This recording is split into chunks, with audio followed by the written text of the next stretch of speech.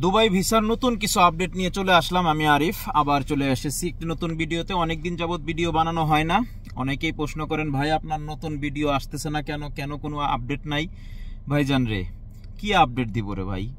মানে নতুন ভিসার আপডেট জানতে চাইতেছেন তো? নতুন ভিসার আপডেট অনেকেই দিচ্ছে, কিন্তু আসলে আমি দিতে পারতেছি না, কারণ আমার কাছে নাই নতুন আপডেট।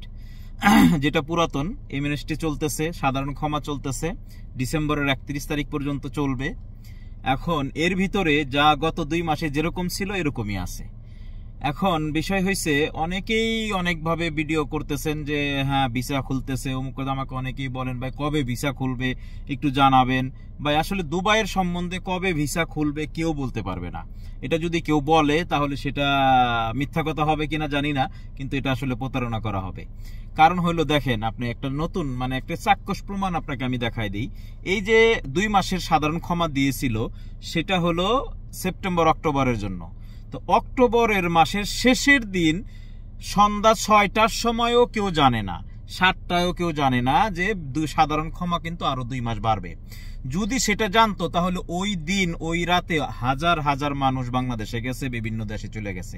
কেন? তারা জানতেছে যে আজকে রাত 12টার পর্যন্ত সাধারণ ক্ষমার মেয়াদ আছে, এর ভিতরে যদি আমরা আউটপাস না বানাই সেই ক্ষেত্রে আবার ব্যান্ড হয়ে যেতে পারে, কত কিছু, অনেক ঝামেলা, জেল জরিমানা, অনেক কিছুই হতে পারে। সেই ক্ষেত্রে অনেকেই কিন্তু বিদায় নিয়ে চলে গেছে। যদি তারা জানতো যে আরো 2 মাস দিবে, তারা কিন্তু থাইকে অবশ্যই তাদের ভিসার সমস্যাটা সমাধান করতে পারতো। তাহলে কখন খবর আসলো? সন্ধ্যা 7:30টায়। 7:30টার সময় নিউজ আসছে, গালফ নিউজ বা খালিজ নিউজ, যেখানে খালিজ টাইম, যে আগামী 2 মাস আরো মেয়াদ বাড়ানো হয়েছে। তাহলে এই যে বিষয়টা আপনি বুঝতে পারতেছেন যে কখনোই কেউ আগে বলতে পারবে না। যারা এখন বলতেছে যে হ্যাঁ ভিসা খুলতেছে, খুলবে, উমুক হবে, তারা কেন বলে নাই যে আরো 2 মাস বাড়াবে? এটা কিন্তু কোনো নিউজে কেউ বলতে পারে নাই। তাহলে এই ভিসার ব্যাপারে কিভাবে বলবে? তো এই হলো মূল কথা। তো এখন কিছু লোক আপনার হাই প্রফেশনের ভিসা সার্টিফিকেট 2 নাম্বারই করে এটা করতেছে, কিন্তু এখানেও অনেক রিস্ক আছে। যদি কেউ, আমি আপনাকে ক্লিয়ারলি বলে দেই, যারা হাই প্রফেশনের ভিসার জন্য লাগাচ্ছেন এবং লাগাইছেন, ভবিষ্যতে যদি এই সার্টিফিকেট জাল করার প্রতারণা যদি কখনো ধরা খায় গভর্নমেন্টের কাছে, সেই ক্ষেত্রে জেল জরিমানা আছে। ঠিক আছে, 10 বছর পর্যন্ত জেল হতে পারে, এটা কিন্তু একটা ঘোষণা আছে। তো অতএব সবাই সাবধানে, এবং হাই প্রফেশনের ভিসা যারাই লাগাচ্ছেন খুব সাবধানে ভেবে চিন্তে লাগাবেন। এটা হচ্ছে কিছু কিছু জায়গায় ট্রান্সফার হচ্ছে, মানে ট্রান্সফার ভিসা, তাও ইনসাইড কান্ট্রি, আপনার বাংলাদেশ থেকে কিন্তু হচ্ছে না। আবার যারা বাংলাদেশে আছেন তারা ভাইবেন না যে আমাদের বাংলাদেশ থেকেও হাই প্রফেশনের ভিসা হবে, সেটা হবে না, ইনসাইড কান্ট্রি হচ্ছে। আর হলো ট্রান্সফার চালু আছে ফ্রি জোন কোম্পানিতে। ফ্রি জোনের যদি কারো লাইসেন্স থাকে সেখানে ট্রান্সফার চালু আছে। ট্রান্সগার্ড কোম্পানি, সেগুলা সেমি গভর্নমেন্ট কোম্পানি, এগুলার ভিসা চালু আছে, বাংলাদেশ থেকেও চালু আছে ট্রান্সগার্ড এবং আরটিএ বলেন, সেমি গভর্নমেন্ট যেগুলো আছে। তো এই হলো মোটামুটি আপডেট। আর নর্মাল সাধারণ সবার জন্য বাংলাদেশের ভিসা টোটালি বন্ধ, না ভিজিট আছে, হাই প্রফেশন নাই, ফ্যামিলি ভিসা নাই, কোনোটাই নাই, সবই বন্ধ।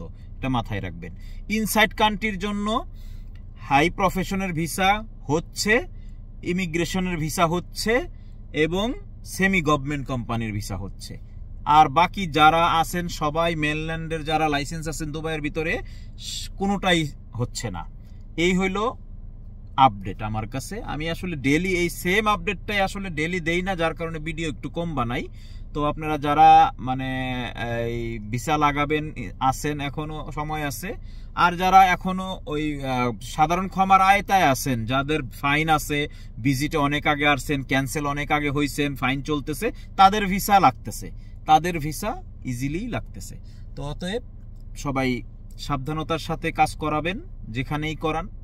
তো এরকম ভিডিও পাওয়ার জন্য আমার সাথেই থাকুন, সাবস্ক্রাইব করে রাখেন। আমি আসলে কম ভিডিও বানাই, কিন্তু যতটুকু চেষ্টা করি সত্য কথাগুলো আপনাদের সামনে তুলে ধরার জন্য। ধন্যবাদ, ভালো থাকবেন, দোয়া করবেন আমার জন্য। আসসালামু আলাইকুম।